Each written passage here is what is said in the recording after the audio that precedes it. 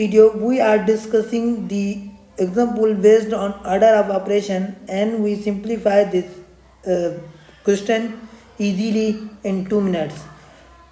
Question is 20 divide 1 upon 2 multiply 3. So first of all we simplify the write this question 20 divide 1 upon 2 multiply 3.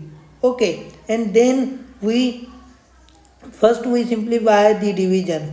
So when simplify the division, we change the sign in division into multiplication, and this term is in reciprocal.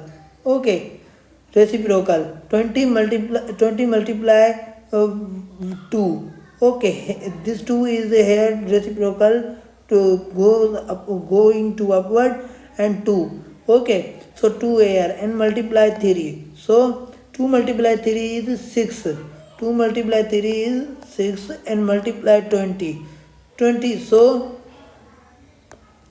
6 0 the 0, 6 to the 12.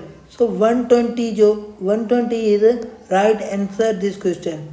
If you like this video, please subscribe my YouTube channel JWR Academy and press the bell icon for next interesting video. Thanks.